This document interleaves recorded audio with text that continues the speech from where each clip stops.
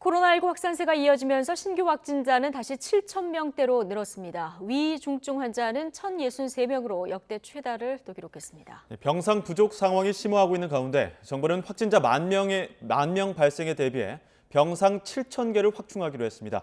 취재기자 연결합니다. 신현준 기자.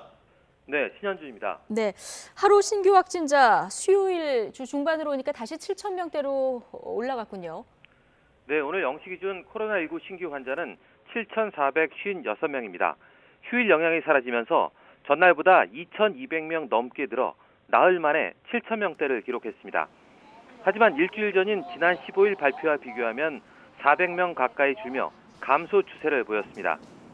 방역당국은 이번 주 확진자 규모가 지난주와 유사하거나 약간 작게 나타나고 있다며 다만 유행 규모가 감소세로 돌아섰는지는 이번 주 상황을 좀 더 지켜봐야 한다고 밝혔습니다. 위중증 환자는 41명이 늘면서 1,063명으로 이틀째 1,000명대이자 역대 최다를 기록했습니다.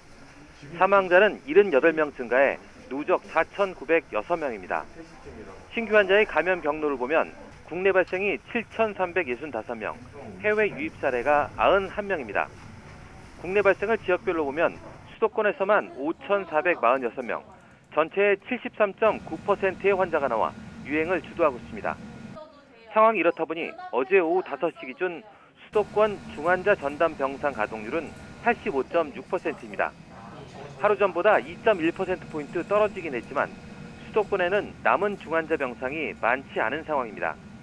서울이 53개, 경기 58개, 인천은 9개로 수도권을 통틀어서 120개에 불과합니다.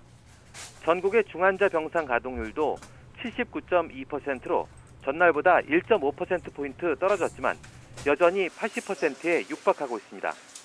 수도권에서 하루 넘게 입원이나 생활치료센터 입소를 기다리는 환자는 493명입니다. 국내 오미크론 변이 감염자는 하루 새 7명이 추가돼 누적 234명이 됐습니다. 신규 확진자 중 4명은 해외 유입이고 3명은 국내 감염 사례입니다. 방역당국은 오미크론 변이가 국내에서도 한두 달 이내 우세종이 될 수 있을 것으로 보고 있습니다. 네, 정부가 구체적인 병상 확충 계획도 발표를 했는데 어떤 내용이 있습니까?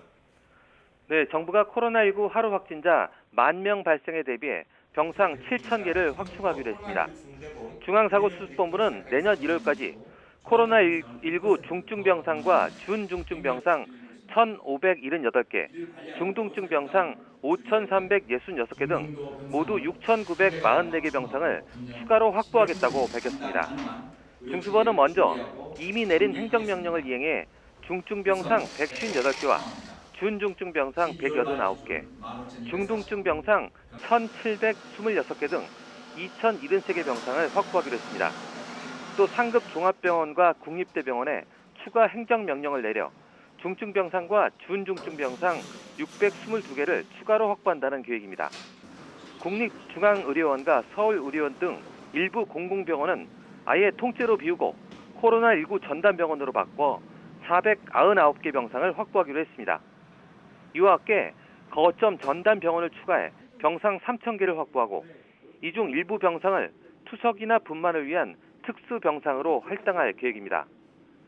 추가 병상 운영을 위해서는 의사 104명과 간호사 1,107명 등 의료 인력 1,200여 명이 필요하다는 게 방역당국의 계산인데요.